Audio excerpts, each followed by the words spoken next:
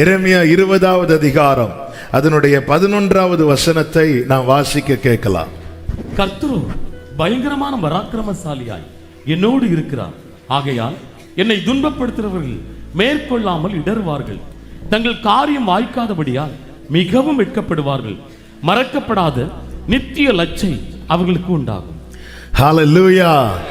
கர்த்தரோ பயங்கரமான பராக்கிரமசாலியாய் என்னோடு இருக்கிறார். கர்த்தர் இந்த ஆண்டுக்கு நமக்கு தந்த வாக்குத்தத்த வார்த்தை. எத்தனை பேர் டெய்லி இதை படிக்கிறீங்க, டெய்லி இதை அறிக்கை பண்றீங்கன்னு எனக்கு தெரியாது. ஆமென். கேட்கிறவர்கள் எப்பொழுதுமே அதிகமானவர்களாக இருப்பார்கள். ஆனால் சுதந்திரிக்கிறவர்கள் பார்த்தீங்கன்னா ஒரு குறிப்பிட்ட கூட்டத்தாராய் மட்டும்தான் இருப்பார்கள். என்னுடைய ஜெபமெல்லாம் கேட்கிற அனைவரும் சுதந்திரிக்க வேண்டும் என்பதே. ஆமென். அறிந்து கொள்ள வேண்டும், அறிக்கை செய்ய வேண்டும், அனுபவிக்க வேண்டும். இந்த வாக்குத்தத்த வார்த்தையை ஒவ்வொருவரும் கர்த்தர் கூட இருக்கிறத அறிந்து கொள்ளணும், அனுபவிக்கணும், அறிக்கை செய்யணும். அறிந்து கொள்ளும்படியாக கர்த்தர் நம்மோடு கூட பேசி கொண்டிருக்கிறார். நல்ல கவனமா கேளுங்க. எல்லாரும் விழிப்போடு இருக்கிறீர்கள் என நான் கர்த்தருக்குள் நம்புகிறேன். 3வது வானத்தில் இருக்கிறவர்கள் தயவாக இறங்கி வரும்படியாக உங்களை கேட்டுக்கொள்ளுகிறேன். கர்த்தர் உங்களை ஆசீர்வதிப்பாராக. ஆமென். கர்த்தரோ பயங்கரமான பராக்கிரமசாலியா என்னோடு இருக்கிறார். ஆகையால் என்னை துன்பப்படுத்துகிறவர்கள் மேற்கொள்ளாமல் இடறுவார்கள் என்று வேதம் சொல்லுகிறது. அப்படி என்றால் எப்பொழுதுமே ஒன்றை புரிந்து கொள்ளுங்கள். ரட்சிக்கப்பட்ட தேவ பிள்ளைகளுக்கு விரோதமாய் சத்துருவானவன் பல விதங்களிலே பிரச்சனைகளை கொண்டு வரும்படியாக அவன் போராடி கொண்டுதான் இருப்பான். நமக்கு தெரியும், வேதம் சொல்லுகிறது. எல்லாம் எடுத்து வாசிக்க நேரம் இல்லை. ஆமென். லூக்கா 4 மத்தேயு 4 பிசாசானவன் இயேசு கிறிஸ்துவை சோதிக்கிறதை குறித்து அங்கே சொல்லப்பட்டிருக்கிறதை பார்க்கிறோம். ஆமென். 3 சோதனை முடிவில் இயேசு கிறிஸ்து பிசாசை பார்த்து சொன்ன வார்த்தை என்ன? கரெக்ட் தான், சத்தமா சொல்லுங்க. இப்படி எல்லாம் சொன்னா ஓட மாட்டான். அப்பாலே போன அவன் அப்புறம் போறேன். அவன் ஆண்டவர் அப்பாலே போ சாத்தானே என்றார். வேதம் சொல்லுகிறது சில காலம் அவரை விட்டு. அதான் சொல்லலாம், அவனுக்கு இந்த சூடு சொரணை நம்ம எல்லாம் இனி எங்கள் வீட்டுக்கு வரக்கூடாதுலாம் ஒருத்தங்க சொல்லண்டாம். பார்த்தாலே அந்த வீட்டுக்கு நம்ம என்ன செய்ய மாட்டோம், போக மாட்டோம். இவனை துரத்தி விட்டாலும் என்ன அப்படி திருப்பியும் அப்பாலே போ சாத்தானே ஆண்டவர் விரட்டுறாரு. வேதம் சொல்லுகிறது சில காலம் அவரை விட்டு. ஏனென்றால் கடைசி வரை அந்த டார்ச்சர் கொடுத்துட்டே இருக்க தான் பார்ப்பான். விசுவாசத்திலிருந்து விழ வைக்க தான் பார்ப்பான். எனவே தான் ஒரு தேவ பிள்ளை நிற்கிறேன் என்று எண்ணுகிறவன் எவனும் விழாதபடிக்கு எச்சரிக்கையா இருக்க வேண்டும் என்று வேதம் நமக்கு காண்பித்து தருகிறது. நல்ல கவனமா கேளுங்க. அப்போ ஒரு தேவ பிள்ளைக்கு விரோதமாய் எப்பொழுதுமே பிசாசானவன் யுத்தத்தை கொண்டு வருவான்.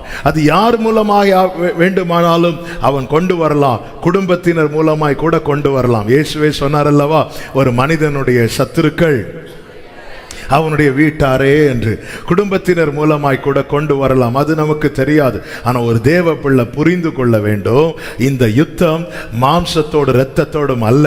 எனவே நான் ஜெயிக்கணும்னா என் கூட பராக்கிரமசாலியா கர்த்தர் இருந்தால் மட்டுமே ஜெயிக்க முடியும். இன்னைக்கு செய்தி இதுதான். நன்றாய் கவனமாய் கேட்கும்படி உங்களை மிகவும் அன்புடன் கேட்டுக்கொள்ளுகிறேன். வெள்ளம் போல சத்துரு வரும்போது ஏசாயா 59:19 என்ன சொல்லப்பட்டிருக்கிறது? வெள்ளம் போல சத்துரு வரும்போது கர்த்தருடைய ஆவியானவர் அவனுக்கு விரோதமாய் கொடியேற்றுவார். என்ன வார்த்தை! பொதுவாகவே யுத்தம் முடிந்த பிறகு யார் ஜெயிக்கிறார்களோ அந்த அவர்கள் தான் கொடியேற்றுவார்கள். ஆனால் யுத்தம் துவங்கும் முன்னமே சத்துரு வரும்போதே ஆவியானவர் கொடியேற்றுகிறார் என்றால் ஒரு காரியம் கன்ஃபார்மா தெரியுது, ஜெயம் எப்பொழுதுமே அவர் பக்கம்தான். ஹல்லேலூயா. இயேசு என்னோடு இருந்து நான் தோல்வியை காண மாட்டேன். நான் தோல்வியை கண்டதுண்டானால் என்னோடு கூட இயேசு இல்லை. ஆமென். மீதியானியர்கள் வந்து இஸ்ரவேலர்களுடைய சம்பாத்தியங்களை பிடித்து, ஒவ்வொரு ஸ்பிரிட்டுக்கு வேலை. எகிப்தின் ஆவி என்ன செய்யும்னா அடிமைப்படுத்தும். பெலிசி ஆவி என்ன செய்யும் என்றால் ஆமென் மட்டமாய் எண்ணும், அற்பமாய் பார்க்கும். அசீரியனுடைய ஆவி முகாந்திரம் இல்லாமல் பகைக்கும். மீதியானுடைய ஆவி என்ன செய்யும்னா ஒரு மாசம் கஷ்டப்பட்டு வேலை பண்ணி சம்பாதித்து சம்பளத்தை கையில் எடுத்து எடுத்துட்டு போயிடும். எதுவுமே கையில் தங்காது. இதெல்லாம் ஒவ்வொரு இதுக்கு ஒரு நாள் ஃபாஸ்டிங் ப்ரேயரில் இது ரொம்ப டீட்டெயிலாக பேசி ப்ரேயர் பண்ணதுனால இப்போ நான் அந்த சப்ஜெக்டுக்குள்ளே போகல. ஆனால் ஒரு தேவ பிள்ளை புரிஞ்சிருக்கணும், அறிந்திருக்கணும். ஒரு மாதம் நான் என்னை உழைக்க வச்சிருக்கிறாரு. அந்த உழைப்புக்கு ஏற்ற பலன் என் கையில் வருது, ஆனால் ஏன் தங்க மாட்டேங்குது? சிலருக்கு வரவே இல்லை. ஆமாம், அப்போ இதில் ஏதோ ஒரு தடை இருக்குது. ஒரு தேவ பிள்ளை போராடணும், யுத்தம் செய்யணும். தனியாக ஒன்றுமே பண்ண முடியாது. நம்மளால தனியாக ஒரு சின்ன கல்லை கூட எடுத்து மாற்ற முடியாது. ஆனால் கர்த்தர் நம்மோடு இருப்பாரானால் பெரிய பர்வதமே நீ ஏமாத்திரம் செருபாபேலுக்கு முன்பதாக சமபூமியாவாய். நல்ல கவனமாய் கேளுங்கள்.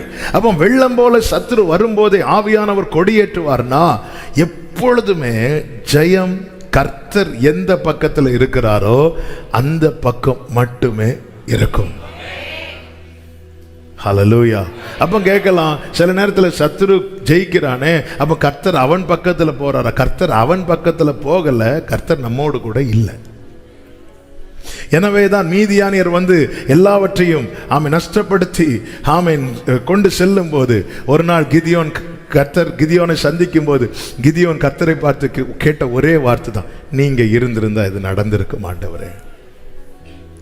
நம்முடைய வாழ்க்கையில ஏதோ ஒரு காரியத்தில், குடும்பத்திலும் சரி வாழ்க்கையிலும் சரி, ஏதோ ஒரு காரியத்தில் நாம் தோல்வியை காண்கிறோம் என்றால் புரிந்து கொள்ளுங்கள், அந்த இடத்துல அவருடைய பிரசன்ஸ் மிஸ் ஆயிட்டு. அதனாலதான் நம்ம எதுல போக்கஸ் பண்ணணும், நம்முடைய போக்கஸ் எதுல இருக்கணும்னா கர்த்தர் என்னோடு இருக்கணும், என் கூட இருக்கணும், நீங்க என் கூட இருக்கணும். மகன் ரதத்தை அனுப்பின பிறகும் யோசேப்பு தன் தகப்பன் யாக்கோபை அழைத்து கொண்டு போக ரதங்களை அனுப்பின பிறகும் யாக்கோபு பெயர் சபாவில் போய் வெயிட் பண்றான். எதற்காக? கர்த்தருடைய வார்த்தையை கேட்க. கர்த்தர் சொல்ற நீ போங்கிறார். அதுக்கப்புறம் யாக்கோபு போகல. ஆண்டவருக்கு தெரியும் எப்பொழுது யாபோக்காட்டின் அனுபவம் யாக்கோபின் வாழ்க்கையில் உண்டானதோ அதன் பிறகு யாக்கோபு எங்க போனாலும் அவர் இல்லாம போக மாட்டான். அது பிள்ளை இருக்கிற இடத்துல போனாலும் சரி, அது தன் பிள்ளை வீட்டுக்கு போனாலும். ஹல்லேலூயா. ஆண்டவர் சொல்றார், நான் உன் கூட வரேன். வேதம் சொல்லுகிறது, அவன் எழுந்து புறப்பட்டான். ஹல்லேலூயா. தன் சொந்த மகன் இருக்கிற இடத்துக்கு போறதுக்கு கூட யாக்கோபு தனியா போக விரும்பவில்லை. அதனாலதான் அவரை யாக்கோபின் தேவன் என்று சொல்லி. இஸ்ரவேல் ஜனங்கள் எகிப்திலிருந்து இரத்தத்தால் மீட்கப்பட்டு வருகிறார்கள்.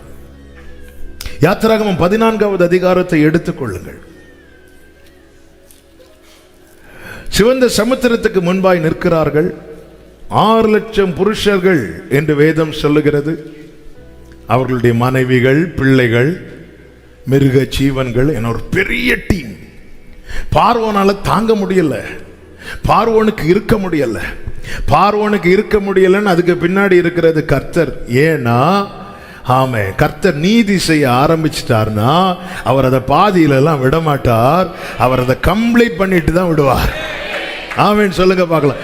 நாம போதும்னு சொன்னாலும் அவர் போதும்னு நிறுத்த மாட்டார். இதான் அதனாலதான் தேவன் அமைதியா இருக்கிறார், பொறுமையா இருக்கிறார். ஒரு காரியத்தில் கர்த்தர் நீதி செய்ய ஆரம்பிச்சிட்டாருன்னா அந்த இடத்துல நாம இருந்திருந்தா என்ன சொல்லியிருப்போம் தெரியுமா? ஆண்டவரே 10 வாதையே கூடுதல் ஆண்டவரே, இல்ல போதும் ஆண்டவர். ஆண்டவருடைய விடமாட்டார். ஆண்டவர் நீதி செய்ய தொடங்கிட்டார்னா காரணம் அவருடைய பெயரே அல்பா அண்ட் ஓமேகா. அவர் ஆதியும், அவர் பாதி கிடையாது, அவர் ஆதி. ஆமென். அதனாலதான் தேவன் நம்ம இடத்துல எதையுமே பாதியில கேட்கல, ஆதியில இருந்து அன்பை கேட்கிறார். நம்ம ஆதி அன்பு பாதி பாதியாச்சு, மீதி ஆண்டவர் தேடிட்டு இருக்கிறார். ஆமென். எல்லாம் பாதி, எல்லாம் பாதி. முத பாட்டு கைத்தட்டோ, 2ஆம் பாட்டுக்கு மூன்று இருப்போம், பாதி. ஆமென். முதல் சரணத்துக்கு ஓங்கி அடிப்போம், அடுத்த சரணத்துக்கு ஓங்கும் அடிக்க மாட்டோம், பாதி. ஆதியும் அந்தமும் ஆனவரே, அல்பாவும் மேகாவும் ஆராதனை, முழு பலத்தோடு ஆராதனை,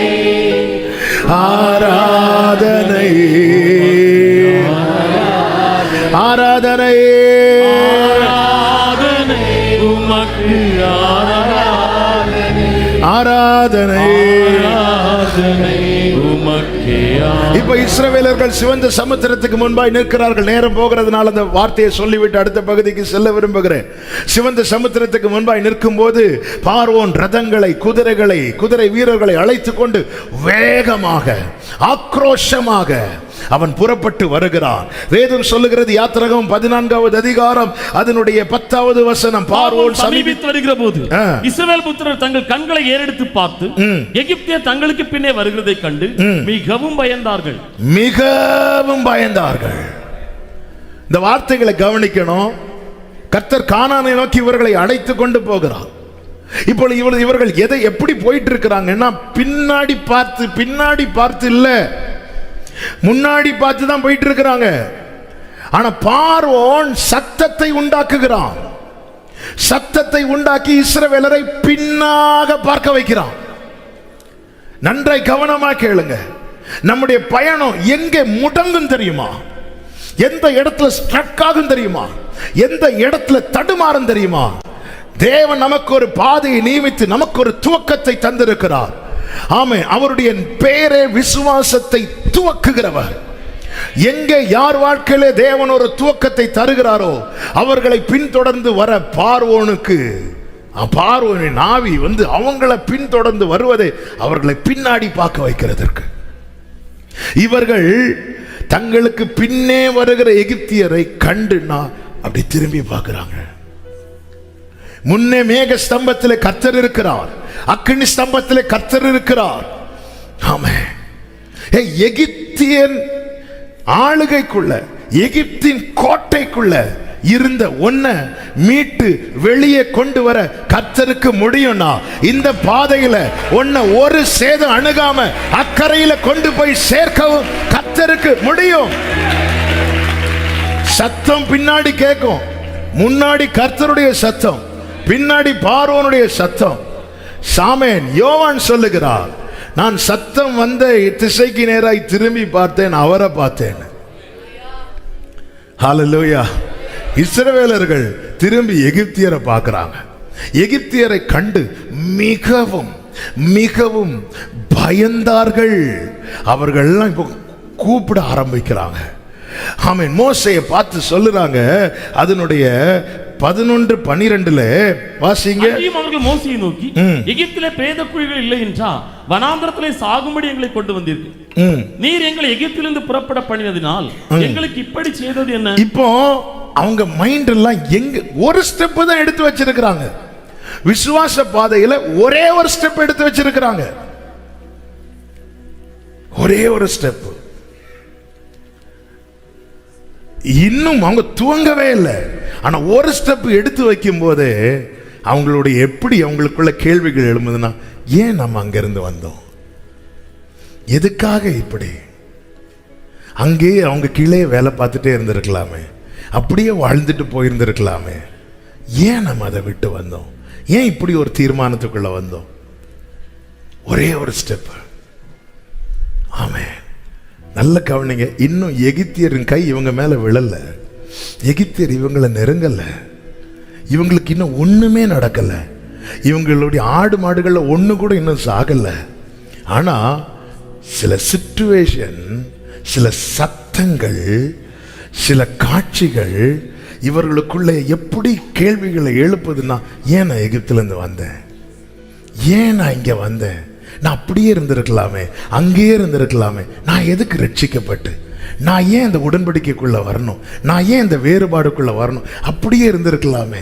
இப்படி வந்ததுனால, இந்த ஒரு ஸ்டெப் எடுத்து வைக்கிறதுனால தானே இவ்வளவு பிரச்சனை, இவ்வளவு பாடுகள். இப்படி இவங்க முறையிட்டு கொண்டிருக்கும் போது கர்த்தர் கர்த்தர் மோசையை பார்த்து சொல்றார், மோசே நீ என்னிடத்தில் முறையிடுகிறது என்ன? ஆமென். 15வது வசனம், நீ என்னிடத்தில் முறையிடுகிறது என்ன? புறப்பட்டு போங்கள். இந்த வார்த்தையை நல்ல கவனிங்க.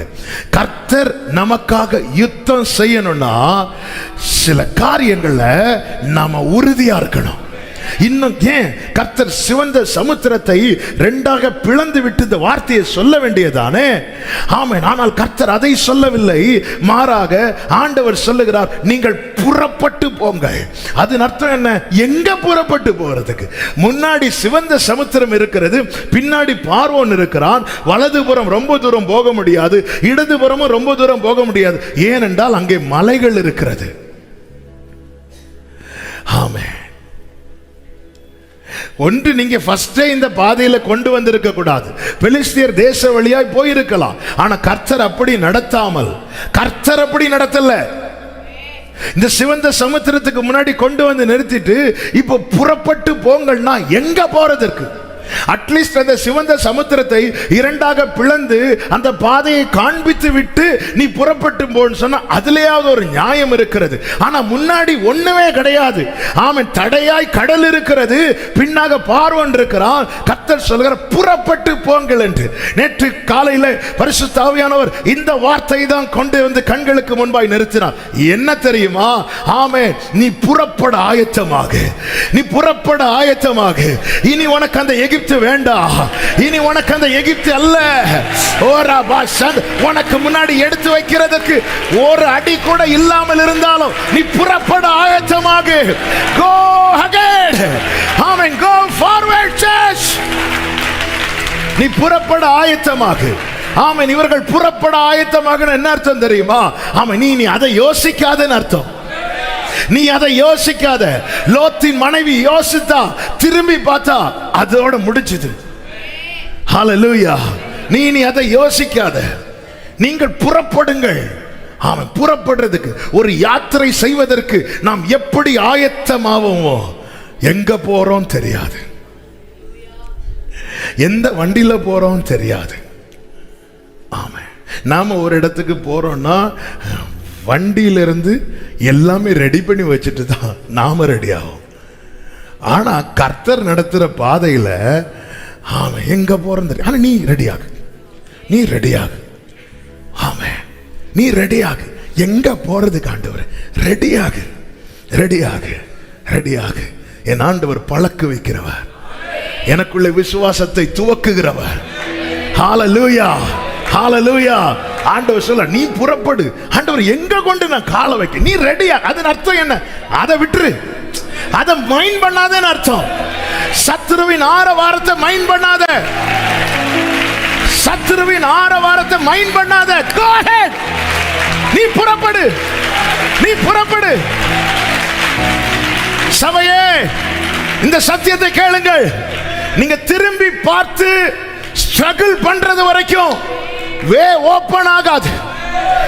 இன்னைக்கு உங்க முன்னாடி தாங்க பாதை இருக்கு, ஆனா சமுத்திரம் மூடி இருக்கு. ஏன் திறக்கல? நீ திரும்பி பார்த்து, திரும்பி பார்த்து. தெரியாம வந்துட்டோமோ, தெரியாம வந்துட்டோமோ. ரத்தம் கொடுத்து வாங்கி இருக்கிறா, ரத்தம் கொடுத்து வாங்கி இருக்கிறா. என் முன்னாடி அவர் வாசலை திறப்பார். சத்துருவின் ஆரவாரத்தை மைண்ட் பண்ணாத. அவர்கள் மேற்கொள்ளாமல் இடறுவார்கள். நீ புறப்படு. பார்க்கிறவனுக்கு பைத்தியமா இருக்கும், எங்க போறான் இவன்? ஹல்லேலூயா. நீ ஆயத்தமா, அதை மைண்ட் பண்ணாத. ஆண்டவர் இப்படி பேசுறாங்க, மைண்ட் பண்ணாத. நீ உன்னை கொண்டு வந்துட்டேன். கானான் உனக்குன்னா அது உனக்குதான், அது உனக்குதான். மேக ஸ்தம்பத்தில் இருக்கிற கர்த்தரை பார். நீ எதை மைண்ட் பண்ண? இவங்க புறப்பட மோசே சொல்றார், ஏய் மோசே நீ புறப்பட சொல்லு, கிளம்ப சொல்லு, எல்லாம் கிளம்ப சொல்லு. தூங்கிட்டு இருக்கிற பிள்ளை எழுப்பு, கிளம்பு, கிளம்பு. எங்க தெரியல, புறப்பட சொல்றார். இவங்க புறப்பட ஆரம்பிக்கிறாங்க, ரெடியாக ஆரம்பிக்கிறாங்க. ஆமென். இதுவரை பார்க்காத ஒரு வாசலை பார்க்கிறாங்க. இதுவரை பார்க்காத, இதுவரை பார்க்கல. ஹல்லேலூயா, ஹல்லேலூயா. ஆண்டவர் நீர் கிளம்பு. அதன் அர்த்தம் என்னன்னா, சத்ருவின் ஆரவாரத்தை மைண்ட் பண்ணாத. இவங்க புறப்படும் போது கர்த்தர் செய்த காரியம் என்ன தெரியுமா? வேதம் சொல்லுகிறது, மேகஸ்தம்பம் எழும்பி பார்வோன் சேனை அவர்களை நெருங்காதபடிக்கு அவர்களுக்கு நடுவாக நின்றது. நாம புறப்பட ஆயத்தமாகும் போது எந்த காரியத்தை நல்லா புரிஞ்சுக்கோங்க, பயம் நம்மை பின்னாக இழுக்கும். பயம் நம்மை பின்னாடி இழுக்கும். அடுத்த ஸ்டெப் எடுத்து வைக்க மாட்டோம். கர்த்தர் பார்த்தார், முதல்ல இதுல ஒரு செப்பரேஷன். எதுக்கு? இந்த பயத்துக்கு. நீ புறப்பட ஆயத்தமாகும் போது உனக்குள்ள கர்த்தர் தருகிற முதல் நிச்சயம் என்ன தெரியுமா? பார்வோன் இதுக்கு மேல வர மாட்டான். ஹல்லேலூயா. இவ்வளவுதான். இதுக்கு மேல வர மாட்டான். நம்ம பின்னோக்கி பார்த்து பார்த்து கையற்ற தூரத்தில் இருக்கிற பல நன்மைகளை இன்னும் பார்க்கல. மோசே கூட நினைச்சிருப்பாராங்க, இதுக்குள்ளதான் காலடி தெரியாமல் போனாலும் கர்த்தர் என் முன்னே உண்டு, சமுத்திரம் ஒதுக்கி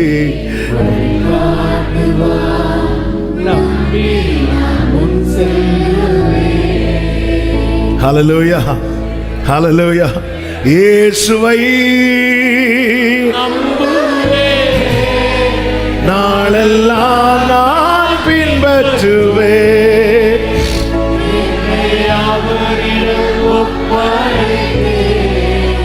வெட்கப்பட்டு. ஆமா, இதுதாங்க விசுவாச பாதை. இதான் விசுவாச பாதை. என்ன ஒரு உலக சத்தம் என் பாதையை பிடிச்சி நிறுத்தும், பின்னாடி இழுக்கும்னா எனக்கான வாசலை நான் பார்க்க முடியாது. என் கூட இருக்கு. அதனாலதான் என்னோடு இருக்கிறவர் யார் என்பதை நான் அறியணும். ஆமே, நீ பின்னாடி சேனையை பார்க்காதப்பா, முன்னாடி மேக ஸ்தம்பத்தை பாரு.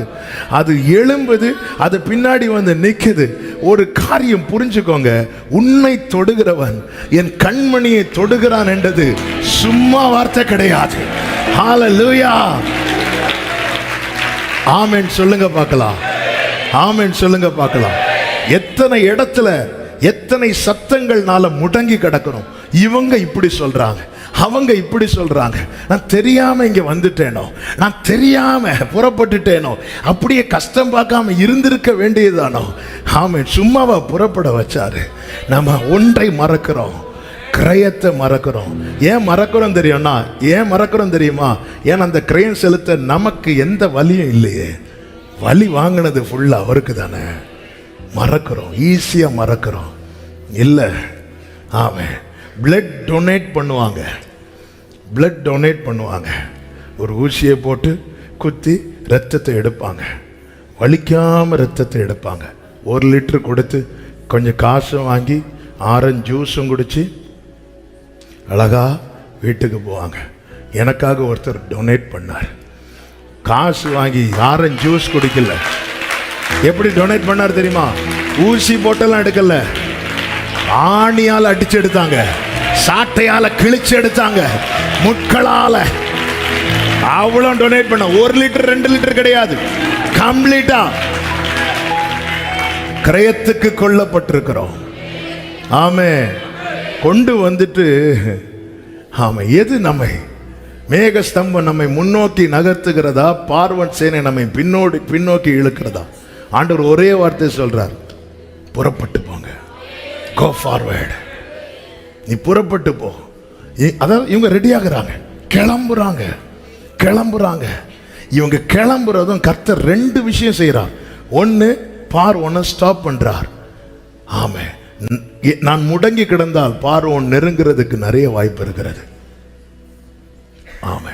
நமக்கு தெரியும், தாவீது ஓடிக்கொண்டிருக்கிறான், சவுல் துரத்தி கொண்டிருக்கிறான். சவுல் எங்கே முடங்கினானோ அங்கே தாவீதின் கை பக்கத்தில் இருக்கிறான். ஆனா தாவீது உறங்கல தெரியுமா? தாவீது சுத்திட்டே இருக்கிறான். ஆமே. வகை தேடி இப்படிதான் எப்பவுமே பாருங்க. எதிரிக்கு முன்னாடி நம்ம அசதி ஆயிட்டோம்னா அல்லது நம்ம முடங்கிட்டோம்னா ஆமென், சத்துரு ரொம்ப பக்கத்தில் வந்துடுவான், ரொம்ப நெருக்கமா வந்துடுவான். ஆமென். ஆண்டவர் சொல்லி புறப்படு. எங்கேன்னு கேட்காத ஆண்டவர்கிட்ட, எப்படி போவேன்னு கேட்காத ஆண்டவர்கிட்ட, நீ கிளம்பு, வழி திறக்கும். ஆமென். ஹல்லேலூயா. நீ கிளம்பு, வழி திறக்கும். சமுத்திரம் கொந்தளித்து கொண்டிருக்கும் போதுதான் பேதுரு சொல்லுகிறான், நீரே ஆனால் நானும் வரேன். ஆனா ஒரு கண்டிஷன் ஆண்டவரே. என்ன கண்டிஷன்பா? இந்த காற்றை கொஞ்சம் அதட்டுங்க. பேதுரு நீ வா, அவ்வளவுதான், நீ வா. அதுக்கப்புறம் என்னன்னு எனக்கு தெரியாது, ஆனா எனக்கு ஒண்ணு தெரியும், யெகோவாயிரே. இப்பொழுது சமுத்திரம் இரண்டாக பிரிகிறது. இஸ்ரவேல் ஜனங்கள் நடந்து போகிறார்கள். நல்லா புரிஞ்சுக்கோங்க, நாம் முன்னோக்கி செல்ல ஆயத்தமாகும் போது கர்த்தர் என்ன செய்கிறார் தெரியுமா? இந்த இஸ்ரவேல் ஜனங்கள் முதல்ல என்ன செஞ்சாங்க? அவங்க பின்னாடி வருகிற பார்வோனை பார்த்தாங்க, பயந்து நின்றாங்க. நம்ம அங்கேயே போயிருந்திருக்கலாம், அங்கேயே போயிருந்திருக்கலாம். ஒன்று செய்வோம், நம்ம போய் நேராக சரண்டர் ஆயிரும் இல்லை? இப்படியெல்லாம் விட்டுருந்தா பார்வன் காலிலேயே போய் விழுந்திருப்பாங்க. ஆனால் கர்த்தர் என்ன செய்தா தெரியுமா? இவங்களை நீ புறப்படு, நீ ரெடியாகு, நீ அதை விட்டுரு, அதை மைண்ட் பண்ணாத, நீ ரெடியாகு, நீ கிளம்பு. ஆண்டவர் ஓபன் பண்ணி நடத்திட்டு இருக்கிறாரு. இப்பொழுது வேதம் சொல்லுகிறது, கர்த்தருக்கு மகிமை உண்டாவதாக. 24வது வசனம். கிழக்கு வெளுத்து வரும் ஜாமத்தில் அக்கினியும் மேகமுமான ஸ்தம்பத்திலிருந்து எகிப்தியரின் சேனையை பார்த்து. கைகளை உயர்த்தி ஆமென் சொல்லுங்க பார்க்கலாம். இது அவர் பார்க்கிற பிரச்சனை. ஆமே, நம்ம அவருக்கு எதுக்கு வேலைன்னு சொல்லிட்டு நாம பார்த்துட்டு இருக்கிறோம். ஹல்லேலூயா. அவர் பயப்படுகிறவர் அல்ல, அவர் பயப்படத்தக்கவர். நீ பார்த்து கலங்குகிற காரியத்தை அவர் பார்த்து கலங்கடிக்க பண்ணுகிறவர். அந்த வசனத்தில் சொல்லப்பட்டிருக்கிறது, மேக ஸ்தம்பத்திலிருந்து எகிப்தியரின் சேனையை பார்த்து அவர்கள் சேனையை. கைகளை உயர்த்தி சத்தம் ஆமென் சொல்லுங்க பார்க்கலாம். நான் பார்த்து பயந்த காரியத்தை அவர் பார்த்து பயமுறுத்துகிறார். ஹல்லேலூயா, ஹல்லேலூயா. நாம் பார்த்து நடுங்கின காரியத்தை அவர் பார்த்ததும் அது நடுங்க ஆரம்பிச்சிட்டு. எந்த காரியத்தை என்னால ஃபேஸ் பண்ண முடியாதோ, என் ஃபேஸ் அவரை பார்க்குமானால் அவர் ஃபேஸ் பண்ணுவார். அதனாலதான் சொல்லி புறப்படு, நீ எதை இதை பார்க்காத, நீ என்ன பாரு, நான் உனக்கானதை பார்க்கிறேன். அவர் மேக ஸ்தம்பத்திலிருந்து அவர் பார்க்கிறார். அவர்கள் புறப்பட்டு வருகிறது அவர் பார்த்து அவர் கலங்கடிக்கிறார். நீங்க கீழே படிச்சீங்கன்னா தெரியும், மோசே கிட்ட சொல்றாரு, கையை நீட்டுங்கிறாரு. மோசே கையை நீட்டினான். ஆமென். 27 விடியற் காலத்தில் சமுத்திரம் பலமாய் திரும்பி வந்து எகிப்தியர் அதற்கு எதிராக ஓடும் போது கர்த்தர் அவர்களை கடலின் நடுவே கவிழ்த்து போட்டார். ஜலம் திரும்பி வந்து ரதங்களையும் குதிரை வீரரையும் அவர்கள் பின்னாக சமுத்திரத்தில் பிரவேசித்திருந்த பார்வோனுடைய ராணுவம் அனைத்தையும் மூடிக்கொண்டது. அவர்களில் ஒருவனாகிலும் தப்பவில்லை. அடுத்த வசனத்தில் சொல்லப்பட்டிருக்கிறது, இஸ்ரவேல் புத்திரரோ சமுத்திரத்தின் நடுவாக. ஹல்லேலூயா. 27 கடைசி. எகிப்தியர் கடலின் நடுவே எகிப்தியரை கவிழ்த்து போட்டார். இஸ்ரவேல் புத்திரரோ அதே சமுத்திரத்தின் நடுவாக ஒரு வெட்டாந்தரையில். ஆமே, ஆமே. ஹல்லேலூயா, ஹல்லேலூயா, ஹல்லேலூயா. நேற்று இந்த வார்த்தையை தியானித்த போது ஆமென், பின்னாடி நடக்கிறத நீங்க பார்க்காதீங்க. கொஞ்ச நேரம் சத்தம் கேட்கும், அதுக்கப்புறம் கேட்காது. கொஞ்ச நேரம் பயமுறுத்துற சத்தம் கேட்கும், கொஞ்ச நேரம் கேட்கும். நீ பின்னாடி பார்க்காம போயிட்டே இரு. பின்னாடி ஒண்ணு நடக்குது. என்ன நடக்குது தெரியுமா? ஆமென். உன்னை எதிர்த்தவர்களுடைய சக்கரங்கள் எல்லாம் கலந்து ஓடுது, கலந்து ஓடுது, கலந்து ஓடுது. இது நீ போயிட்டே இரு. இது அவர் வேலை. நல்ல கவனிங்க. எந்த பாதையில இஸ்ரவேலர்கள் நடந்து போனார்களோ அதே இடத்துல தான் பார்வோனுடைய சக்கரங்கள் கலந்து ஒருவனும் மீந்திருக்கவில்லையா? ஒருவனும் மீந்திருக்கவில்லை. என கேட்டுக்கொண்டிருக்கிற அன்பு சகோதரா சகோதரி, நாம நடக்கிற பாதையில ஆமென் அவருடைய கிருபை இல்லாம ஒருத்தன் நின்னா அவன் என்னைக்கு அவுட் ஆயிருந்திருப்பான். இன்னைக்கு நாம நடக்கிறோம்ல ஒரு பாதையில, மேக ஸ்தம்பத்தில் அவரால் நடத்தப்படுறதுனாலதான் நம்ம சக்கரங்கள் இன்னும் கலரல. இல்லைன்னா தாவீத மாதிரி என்னைக்கோ நம்ம துக்கத்தில் அழிந்திருப்போம். இன்னைக்கு ஒரு பாதையில டிராவல் பண்றோம்ல, இதுல எந்த வசதி இருக்கிறவனுக்கு டிராவல் பண்ண முடியாது. பல நேரத்தில் கேட்கலாம், என் வீட்டில் என் சகோதரர்கள் நல்லா தானே இருக்கிறாங்க, நான் மட்டும்தானே கஷ்டப்படுறேன். ஒரு செய்தியை கேளுங்க, இதுல உங்க சகோதரர்களை விட்டா அவங்க சக்கரங்கள் என்னைக்கோ கலண்டு போயிருக்கும். நீ இருக்கிறது மேகத்துக்கு கீழே, நீ இருக்கிறது அவருடைய மறைவில். இதுல வேற யாருக்கு நிக்க முடியாது. ஆமென். எந்த பாதையில் நல்லா புரிஞ்சுக்கோங்க. இன்னைக்கு நாம நிக்கிற, நாம நடக்கிற, அது அழுகையின் பள்ளத்தாக்கா இருக்கலாம், அது மரண இருளின் பள்ளத்தாக்கா இருக்கலாம்.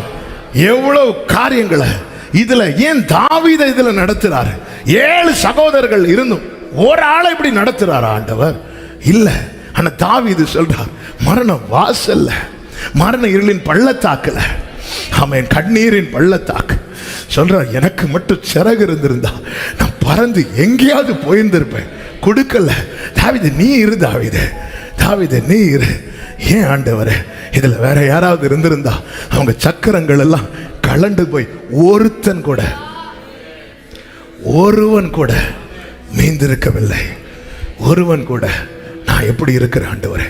உலர்ந்த எலும்புகள் நிறைந்த பள்ளத்தாக்குல ஒரே ஒரு உயிர் உள்ளவன் இருக்கிறான். ஹல்லேலூயா, ஹல்லேலூயா, ஹல்லேலூயா, ஹல்லேலூயா. கிருபையே,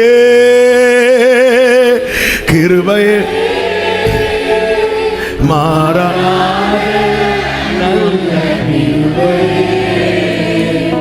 சகோதரா சகோதரி, உங்க குடும்பத்தில் ரட்சிக்கப்படாத சகோதரர்கள் நல்லா இருக்கிறாங்க. ரட்சிக்கப்பட்ட நாங்க கஷ்டப்படுகிறோம் சொல்லிட்டு நீங்க கவலைப்படாதீங்க. ஆமென். உங்களால மட்டும்தான் இதை ஃபேஸ் பண்ண முடியும். உங்க குடும்பத்தில் உங்களை சில காரியத்தை ஃபேஸ் பண்ண வச்சிருக்கிறார்னா ஆண்டவர், அவங்களுக்கு இந்த கஷ்டம் இல்லையே, அவங்களுக்கு இந்த கஷ்டம் இருந்திருந்தா அந்த குடும்பத்தில் ஒரு ஆளு கூட மீந்திருக்க மாட்டாங்க. ஆமென். நமக்கு தெரியாதுங்க நிறைய விஷயம், நமக்கு தெரியாது. எனக்கு ஒண்ணு தெரியும், எனக்கு ரதம் இல்லாம இருக்கலாம், குதிரை இல்லாம இருக்கலாம், ஒண்ணுமே இல்லாம இருக்கலாம், ஆனா நடத்துகிற கர்த்தர் இருக்கிறார். எனக்கு அது மட்டும் தெரியும். கால்கள் இடராமல் காத்தா. ஆமென், ஆமென். பாடிட்டே இருக்கணும்னு தோணுது. ஆமென். இப்பொழுது இஸ்ரவேலர்கள் எந்த ஒரு பக்கம் இவர்களை நடத்துறாரு, இன்னொரு பக்கம் சத்துருக்கள் கதையை முடிக்கிறார். இது அவருடைய வேலை. நான் திரும்பி பார்த்து அவரை பார்க்க விடாம பண்ணிட்டு இருக்கிறேன். அவரை கொஞ்சம் பார்க்க வைங்க, பிரச்சனை சால்வ் ஆயிரும். ஒரு பிரச்சனை டீல் பண்ண முடியலையா, அவரை பார்க்க வைங்க. அவரை பார்க்க வைக்கணும், நான் அவரை பார்க்கணும்.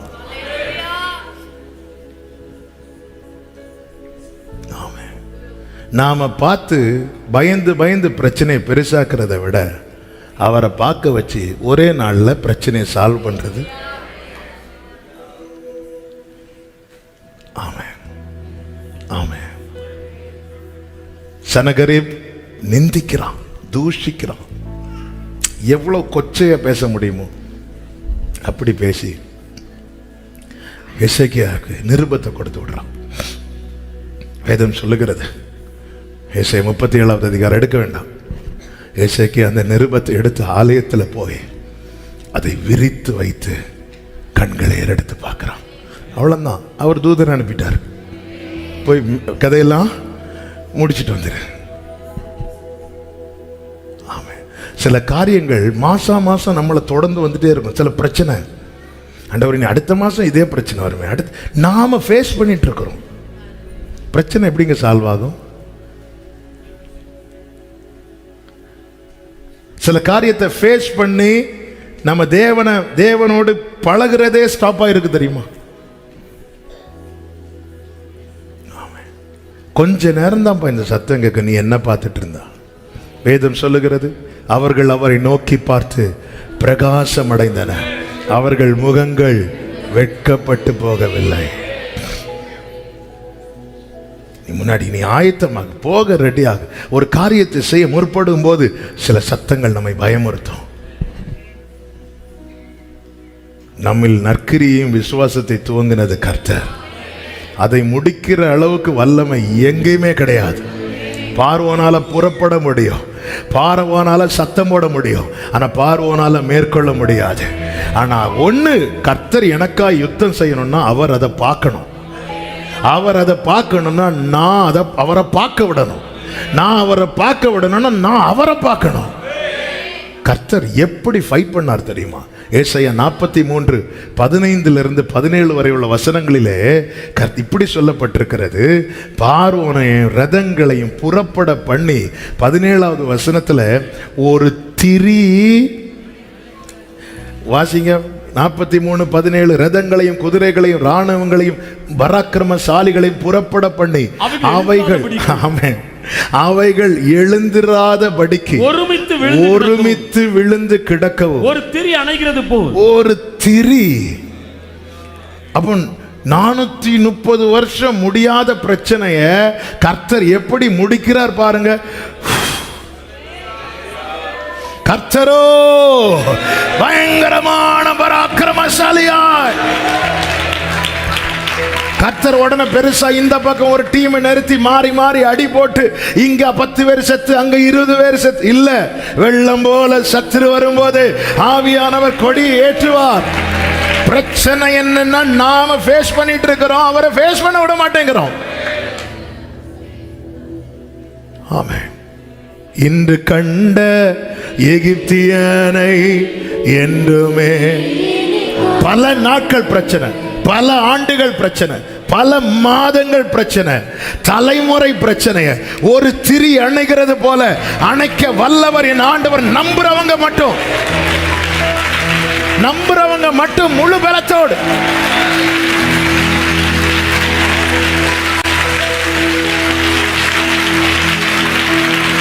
Hallelujah. Hallelujah. Hallelujah. 430 வருஷ பிரச்சனை எப்படி சால்வ் பண்ணார் பாத்தீங்களா?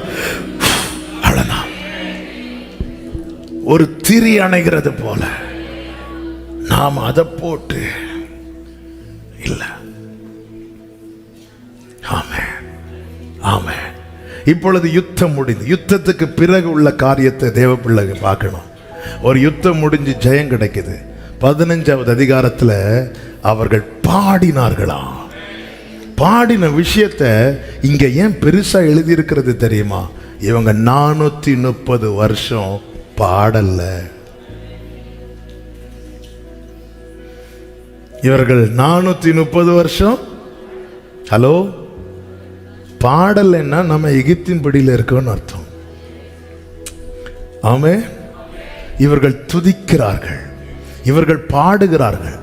நல்ல கவனிங்க, இவங்க என்னெல்லாம் சொல்லி பாடினாங்கன்னு ஒரு வார்த்தை விடாம கர்த்தர் எழுதி வைத்திருக்கிறார் என்றால், இயேசுவின் நாமத்தில் உங்களுக்கு ஒரு நற்செய்தி சொல்லுகிறேன். நீங்கள் அவரை புகழ்ந்து பாடுகிறது பரலோகத்தில் ரெக்கார்ட் ஆயிட்டே இருக்கும், ரெக்கார்ட் ஆயிட்டே இருக்கும். அப்போ இன்னைக்கு எதற்கு யுத்தம் தேவை?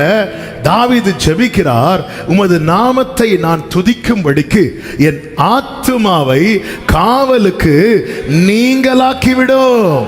உமது நாமத்தை நல்ல கவனமா கேளுங்க. இந்த பார்வோனுடைய பிடி, எகிப்தின் பிடி நம்மை துதிக்க விடாது. தேவன் நம்மை ஏற்படுத்தினது துதிப்பதற்காக. இன்னைக்கு நம்மளால துதிக்க முடியலன்னா நீங்க டிப் டாப்பா வரலாங்க, ஒயிட் அண்ட் ஒயிட்லயே வரலாங்க, நகை கலத்தின விசுவாசியாவே இருக்கலாங்க, யாராவும் இருக்கலாங்க. துதிக்க முடியலன்னாலே எகிப்தின் நுகம் இருக்கிறதை சபையே மறந்து விடாதே, நீ மறந்து விடாதே. துதிக்க முடியலன்னா ஏன் அவன் துதிக்க விட மாட்டேங்கிறான் தெரியுமா?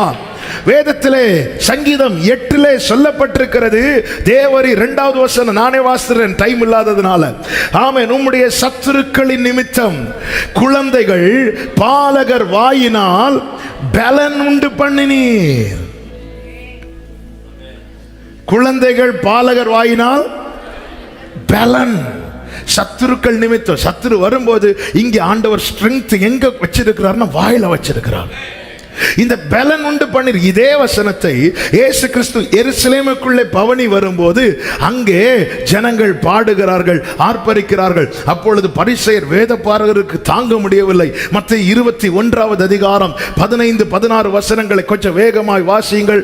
அவர் செய்த அதிசயங்களையும் தாவீதின் குமாரனுக்கு ஓசன்னா என்று தேவாலயத்தில் ஆர்ப்பரிக்கிற பிள்ளைகளையும் பிரதான ஆசாரியரும் வேதபாரகரும் கண்டு கோபமடைந்து அவரை நோக்கி இவர்கள் சொல்லுகிறதை கேட்டீரோ என்றார்கள்.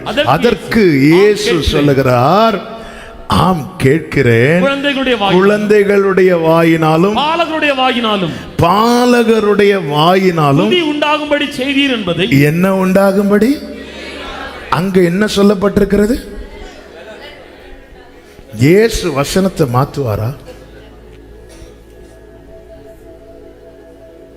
அப்போ அந்த வார்த்தை, அதனாலதான் கர்த்தருடைய புஸ்தகத்தில் தேடி வாசிங்க. ஆண்டவரே, குழந்தைகள் பாலகர் வாயினால் பலன் உண்டு பண்ண, ஸ்ட்ரெங்க் உண்டு பண்ணுவேன்னு சொன்னீங்களே, அந்த ஸ்ட்ரெங்க் என்னன்னு இயேசு தெளிவாக்குறார். துதி. துதிக்கிறவன் பலப்படுவான், துதிக்காதவன் பலவீனப்படுவான். பலவீனப்படுகிறவன் பார்வோன் பிடிக்குள்ள ஈஸியா போயிடுவான்.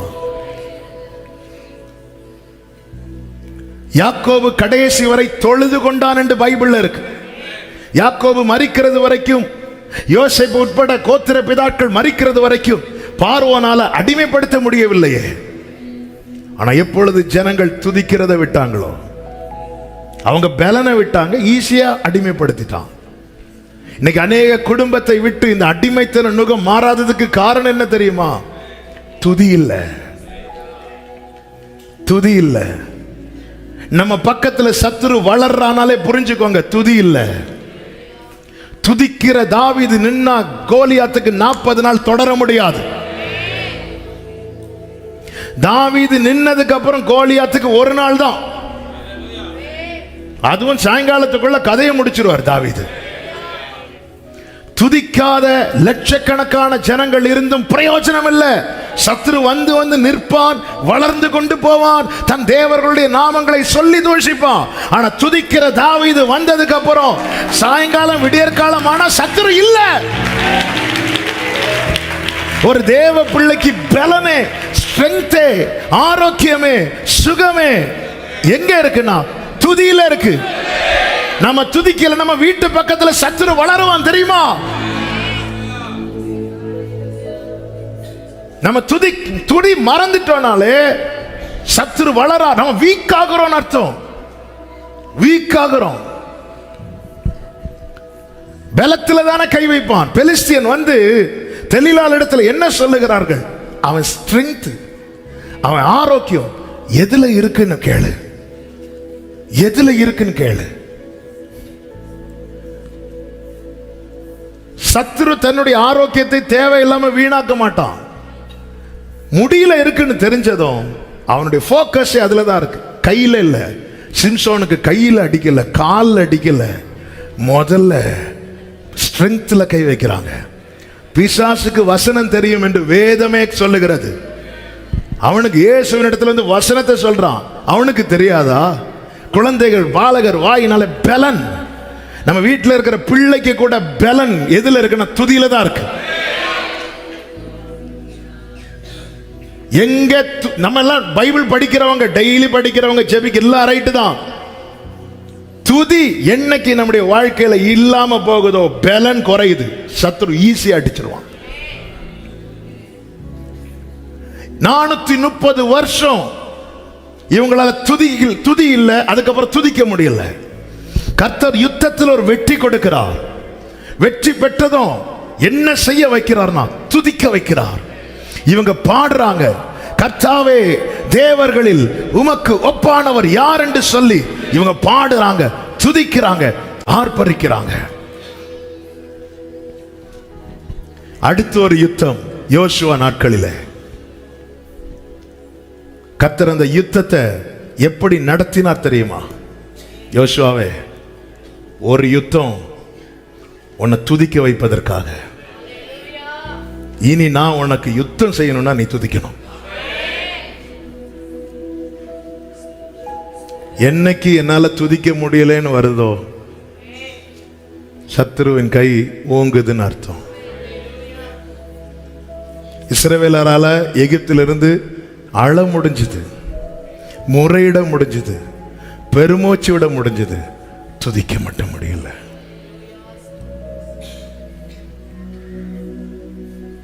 ஆமென். இன்னும் துதிப்பே, நான் உம்மை துதிப்பே, இன்றும் என்றும் உம்மை நோக்கி. பிரியமான கர்த்தருடைய பிள்ளைகளை, உங்க பிள்ளைகளை பாட வைங்க. நீங்க பாடுங்க, பிள்ளைங்க பாடுவாங்க. நீங்க பாடலைன்னா பிள்ளைங்க பாடுபடுத்துவாங்க. நல்ல நீங்க பாடுங்க, கூட இருந்து பிள்ளைங்க வந்து பாடுவாங்க. நம்ம பிரச்சனைனா பிள்ளைங்களே பாடுமோ நம்ம பாட மாட்டோம். நம்ம வாயில ஸ்தோத்திரம் சொல்லி பிள்ளைங்க கேட்டு எத்தனை வருஷம் ஆச்சு? உங்க அம்மா எப்போ ஸ்தோத்திரம் சொன்னாங்க? நியூ இயர் சர்வீஸுக்கு எழுப்பி விட்டீங்கல்ல பாஸ்டர், அப்போ சொன்னது. இனி அடுத்த நியூ இயர் கர்த்தருடைய வருகை தாமதிச்சு அப்போ சொல்லுவாங்க பாஸ்டர். இடையில ஸ்தோத்திரமா? எங்க அப்பாவை திட்டுறதுக்கே அவங்களுக்கு டைம் கிடைக்காது. ஆமே. இஸ்ரவேல் ஜனங்களை கர்த்தர் எரிகோவை பிடிக்க ஆண்டவர் சொல்லிட்டார், நான் சொல்றது மாதிரி செய், நான் சொல்றது மாதிரி நட. யோசுவாக்கு கட்டளையிட யோசுவா ஜனங்களுக்கு சொல்லுகிறான். எல்லாம் இப்போ நீங்க ஆர்ப்பரிக்க சொல்ற, வேற ஒண்ணுமே செய்ய சொல்லல. கிதியோனை எப்படிங்க ஜெயிக்க வச்சாரு? வாயில எக்காலம், கையில கர்த்தருடைய பட்டயம். இது பரிசுத்தவான்களுக்கு உண்டான கனம். ஆமே. உண்மையில துதிக்கிறோமா? எங்க தாவீது 150 சங்கீதம், அதுல எல்லாம் தாவீது எழுதல, ஆனாலும் தாவீதின் சங்கீதம் என்று தானே அறியப்படுகிறது. மோசே எழுதினாலும் அந்த சங்கீதம் வெளியே வர காரணமா இருந்தது தாவீது தானே. ஆமே. தாவீதின் ஆரம்பம் என்னங்க? தாவீது பாட்டை வீட்டில் இருக்கவங்க கூட கேட்க முடியாது. ஏன்னா தாவீதுக்கு வீடே காடுதான். ஒரு 4 ஆடு கேட்டுட்டு இருந்துச்சு. 4 ஆடு தான் இருக்குன்னு சொல்லிட்டு தாவீது பாடாம இருந்தாரா என்ன? ஹல்லேலூயா. 4 ஆடு கேட்டுட்டு இருந்துச்சு. நேற்று சொன்னேன் நைட்டு. ஆடுக்கு ஆமேன்னு சொல்ல தெரியாது. ஆமேனுக்கு நடுவில் இருக்கிற அந்த ஒரு எழுத்தை மட்டும்தான் சொல்ல தெரியும். ஆனாலும் தாவீது பாடுறாரு, பாடிட்டு இருக்கிறார். ஹல்லேலூயா, ஹல்லேலூயா. நாட்கள் சென்றது.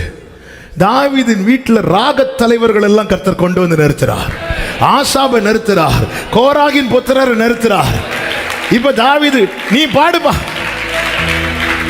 இன்னைக்கு உலகம் முழுவதும் வெளியிடப்பட்டிருக்கிற லட்சக்கணக்கான பாடல்களில் 90% பாடல்களும் சங்கீதங்களில் இருந்துதான் எடுக்கப்பட்டு எழுதப்பட்டிருக்கிறது. இதனுடைய ஆரம்பம் அற்பம்தான், ஆனால் முடிவு அது நம்முடைய கணக்கிலே நிற்காது. உனக்கு பாட தெரியுதோ தெரியலையோ, நீ பாடுனா பலன், துதித்தா பலன். பாடுங்க, பாடுங்க, நல்ல துதிங்க, தேவனை ஸ்தோத்திரி. இதுதாங்க ஸ்ட்ரெங்த். ஒரே பலவீனமா இருக்கு. ஆமே. ஜீவ மார்க்கத்தை கர்த்தர் தெரியப்படுத்துவா. ஆமே. ஒரு யுத்தம் முடிஞ்சிச்சு, இனி அடுத்த யுத்தம் இருக்கிறது. செங்கடலை கடந்தாச்சு, யோர்தானை கடக்கணும், எரிகோவை தாண்டணும். ஆண்டவரே அதே மாதிரி நாங்க திருப்பி எகிப்துக்குன்னு சொல்லுவோம், நீங்க திருப்பி வந்து. ஆண்டவர் எண்ணிட்டே இருக்கிறார்.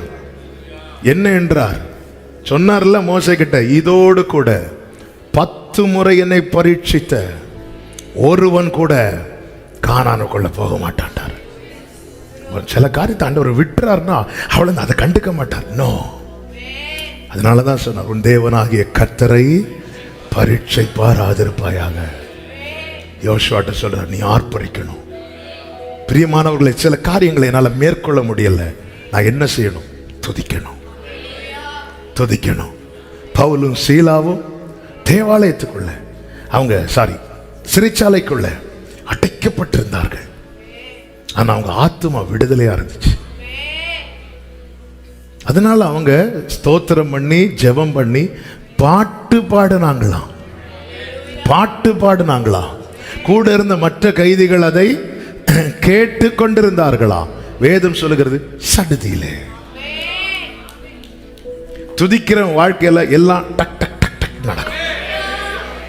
துதிக்காததுனாலதான் 430 வருஷம். எங்க தாத்தாக்கு சுகர் இருந்துச்சு, எங்க அப்பாக்கு சுகர் இருந்துச்சு. துதிக்கிற வாழ்க்கையில கிரியை எல்லாம் அப்படி நடக்கும். காரணம், தேவன் கிரியை செய்தா பார்வனை ஒரு திரி. இன்னைக்கு நாம சந்திக்கிற பிரச்சனை அவருக்கு இவ்வளவுதான். இந்த தீபத்தை அணைய விட மாட்டார், எதிர்க்கிற சத்துருவின் தீபத்தை அணைச்சு. சத்துருக்கள் சூழ்கிறார்கள். சங்கீதம் 3 தாவீது எழுதினது நமக்கு தெரியும்ல. அப்சலோம் அவனை துரத்தும் போது அவனுக்கு பயந்து ஓடுகையில் பாடினான். எப்படி பாடுறான்னா, படுத்துறங்கி மகிழ்வுடனே பாடுறார். ஏன்னா தாவீதுக்கு அந்த இடத்துல தாவீது எதை இழக்க விரும்பலைன்னா, அவருடைய பலத்தை, அவருடைய ஸ்ட்ரென்த்தை இழக்க விரும்பல. ஸ்ட்ரென்த்தை இழக்க விரும்பி இருந்தா ஸ்ட்ரென்த்தை இழந்திருப்பானா, ஈஸியா மேற்கொண்டிருப்பான் தாவீது. அதனாலதான் நான் எக்காலத்திலும் ஸ்தோத்திரிப்பேன், எப்போது என் வாயில துதி இருக்கும். ஏன்னா அதை டேஸ்ட் பண்ண ஆரம்பிச்சிட்டாரு. துதிதாங்க பலன், துதிதான் பலன். 40 நாள் ஜனங்கள் எல்லாம் ஆமென் கர்த்தருக்கு மகிமை உண்டாவதாக கோலியாத்தை பார்த்து பயந்துட்டு இருக்கும்போது 40 days துதிச்சிட்டு வரான் தாவீது. துதிதாங்க ஸ்ட்ரென்த், துதிதாங்க பலன். எந்த அளவுக்கு தேவனை துதிக்க முடியுமோ துதிங்க. அவன் சண்டே சர்ச்சில் வந்தாதான் துதி வருதுனாலே நல்லா புரிஞ்சுக்கோங்க. துதித்த தாவீது தூங்கினான், அப்சலோம் தொங்கினான். புரிஞ்சுதா? ஆமே, துதிக்கிற நேரத்தில் தூங்குனா தொங்க வாய்ப்பு இருக்கு. ஆமே, துதிக்கிறவன் தூங்கினான், துரத்தினவன் தொங்கினான். கதை முடிஞ்சு. ஹல்லேலூயா, ஹல்லேலூயா, ஆமென். நல்ல பிள்ளைகளை, சண்டே ஸ்கூல் டீச்சர்ஸ் பிள்ளைங்களை நல்ல துதிக்க வைங்க. அவன் நல்ல பாட வைங்க பிள்ளைங்க. அதுதாங்க பலன். என்னத்தெல்லாமோ கொடுத்து ஆமென் பிள்ளைகளை நாசாக்கிட்டு இருக்கிறோம்ல, வேற வழி இல்லை. பிள்ளைங்க வாங்கி கேட்டா கொடுக்க தான் செய்யறோம். ஆமென், துதிக்க வைங்க. நீங்க பாடி பாடி எல்லாம் பிள்ளை பாடாட்டாலும் 2 வார்த்தை பிள்ளை வாயில அப்படி வரும், பாட வைங்க. அது பலனுங்க, அது தேவன் உண்டு பண்ணுகிற பலன். ஏன்னா வேற என்னெல்லாமோ செஞ்சாங்க பரிசேயர்களுக்கு. அவர் செய்யறது மட்டும்தான் பரிசேயர்களை பாதிச்சிட்டு இருந்து. ஆனா எப்பொழுது ஜனங்கள் துதிக்க ஆரம்பிச்சார்களோ, இப்பொழுது ஜனங்க செய்யறது அவங்கள பாதிக்க ஆரம்பிச்சுட்டு. புரியுதா? கர்த்தர் என்ன செய்தார்?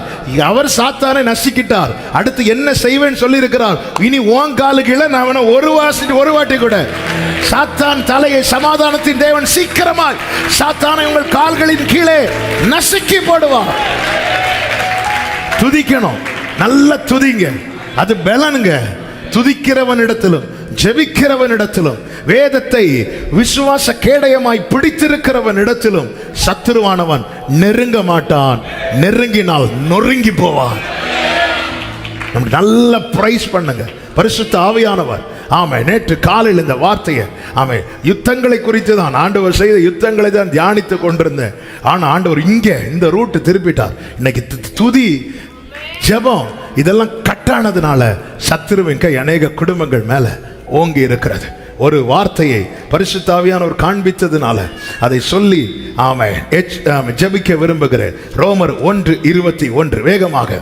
ரோமர் 1:21 அவர்கள் தேவனை அறிந்தும் அவரை தேவன் என்று மகிமைப்படுத்தாமலும் தெரியாமலும் இருந்து ஸ்தோத்தரியாமலும் இருந்து தங்கள் சிந்தனைகளினாலே ஆ, வீணரானார்கள்.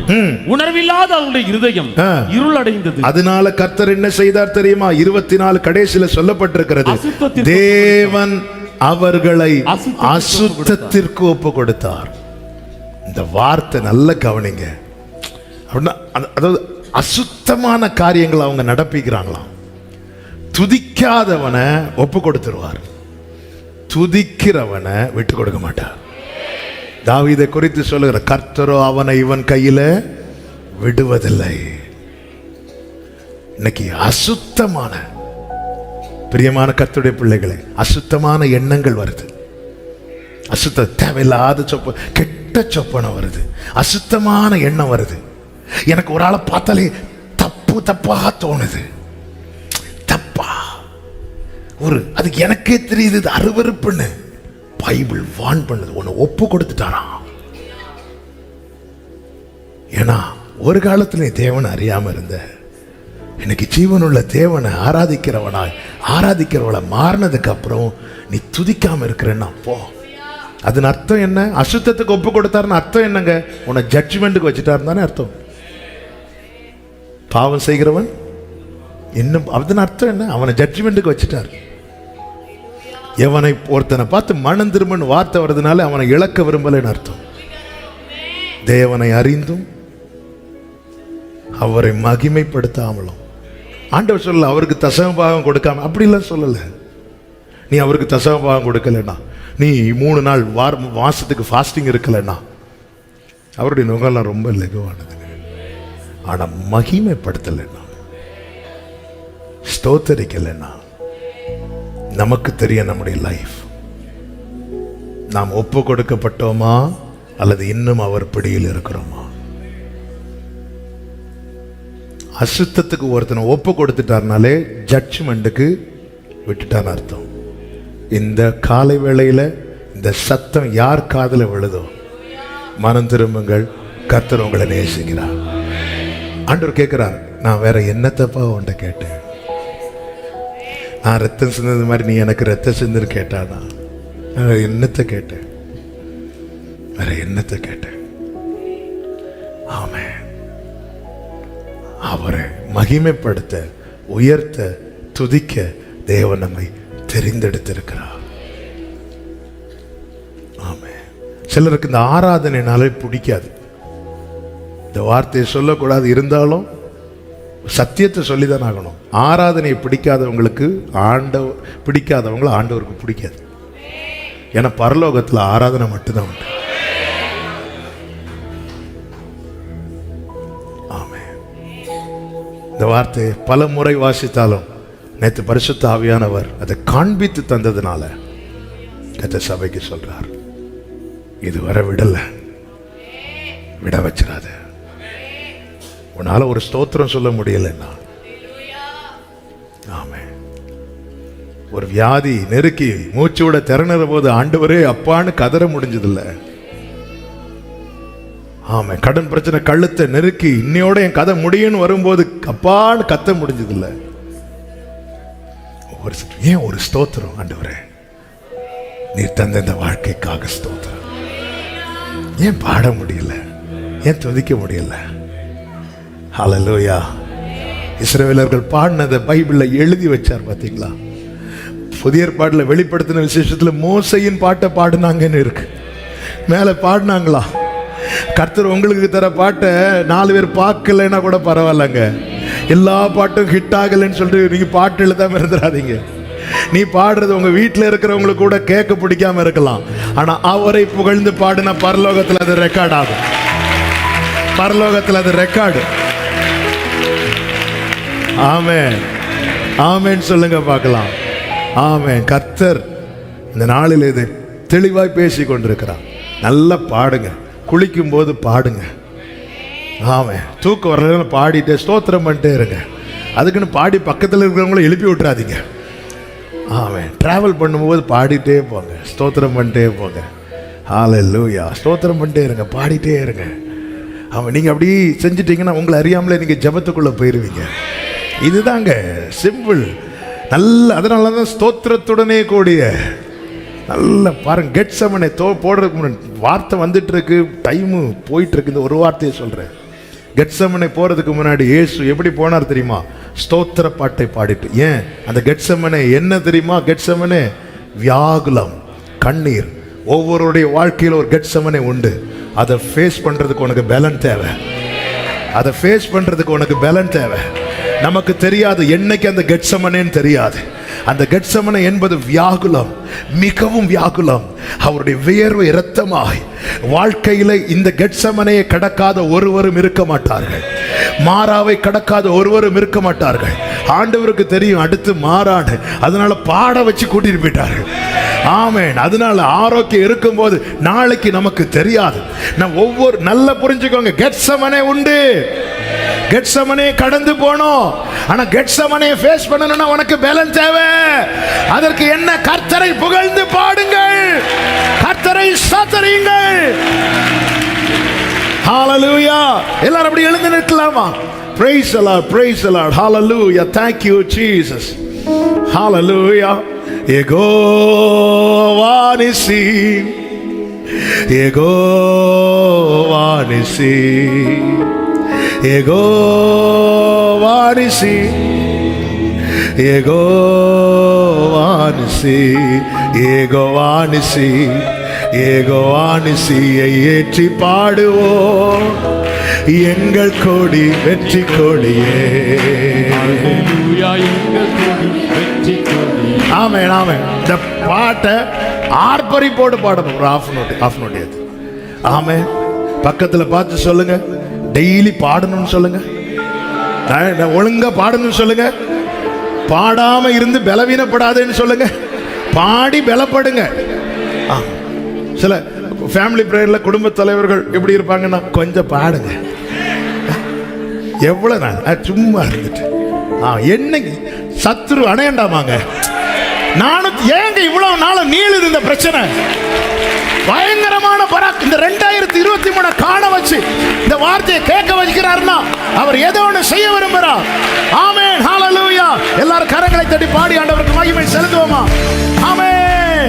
யெகோவா நிசி, யெகோவா நிசி, யெகோவா நிசி, யெகோவா நிசி, யெகோவா நிசி, யெகோவா நிசி, யெகோவா நிசியை ஏற்றி பாடுவோம், எங்கள் கோடி வெற்றி கோடியே. ஹalleluya. எங்கள் கோடி வெற்றி கோடியே. யெகோவா நிசி, யெகோவா நிசி, யெகோவா நிசி, யெகோவா நிசி, யெகோவா நிசி. ஆமென். கர்த்தர் துணை நின்று யுத்தம் செய்வாரே, கலங்கி நிற்க காரணங்கள் இல்லையே, கைகளை தளர்த்திடாமல் தாங்கியே கர்த்தர் இயேசு சத்திய ஆவி நிற்கிறார். கர்த்தர் துணை நின்று யுத்தம் செய்வாரே, கலங்கி நிற்க காரணங்கள் இல்லையே, கைகளை தளர்த்திடாமல் தாங்கியே கர்த்தர் இயேசு சத்திய ஆவி நிற்கிறார். கர்த்தர் நல்ல யுத்த வீரரே. ஹalleluya. கர்த்தர் நல்ல யுத்த வீரரே. ஒரே சத்தமா யெகோவா நிசி, யெகோவா நிசி. ஆர்ப்பரிப்போடு ஒரு திரி அணைகிறது போல பார்வோனின் சேனை அணைத்து போட்டவர் ஒவ்வொரு குடும்பங்களுக்கு விரோதமான பிரச்சனைகளை அணைத்து போடுவாராக. யெகோவா நிசி, யெகோவா நிசி, யெகோவா நிசியை ஏற்றி பாடுவோம், எங்கள் கோடி வெற்றி கோடியே. நமக்கு இருக்கும் இந்த பலன், நமக்கு இருக்கும் இந்த பலன் போதுமே, நாதன் இயேசு அனுப்புவதா. முன்னோக்கி செல்லுங்க. தேவையா பரமதேவ ஆவி நம்மில் இல்லையா? நமக்கு இருக்கும் இந்த பலன் போதுமே, நாதன் இயேசு அனுப்புவதா. ஆமென்.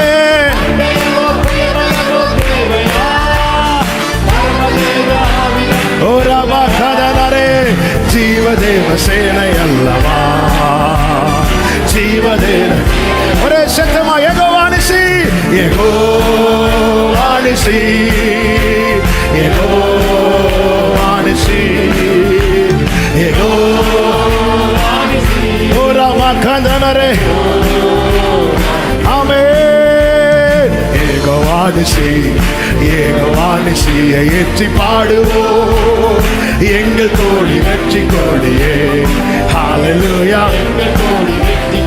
ஹல்லேலூயா தேவநாமம், ஹல்லேலூயா தேவநாமம் வாழ்கவே, ஹல்லேலூயா இயேசு ராஜா வருகவே, ஹல்லேலூயா ஆவி புகழ் ஓங்கவே, ஹல்லேலூயா தேவ படை வெல்கவே, ஹல்லேலூயா தேவநாமம் வாழ்கவே, ஆமென், ஹல்லேலூயா இயேசு ராஜா வருகவே. ஓ ராமகதரே ஹல்லேலூயா ஆவி புகழ் ஓங்கவே, glory ஹல்லேலூயா ஆமென். வாழ்க வாழ்க வாழ்க வாழ்கவே, வாழ்க வாழ்க வாழ்க.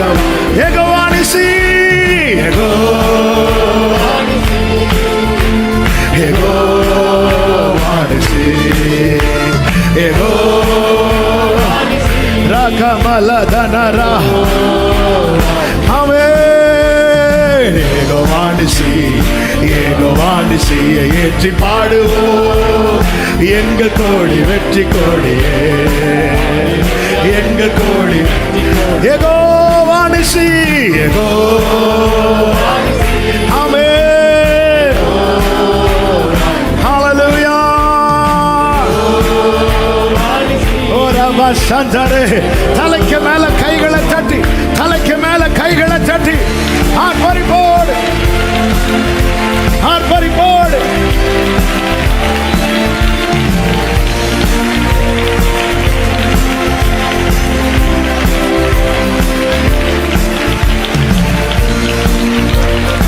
Jesus, Jesus, Jesus. Amen, amen, amen, amen. Hallelujah, hallelujah. நல்ல ஒரு தீர்மானத்தோடு போங்க.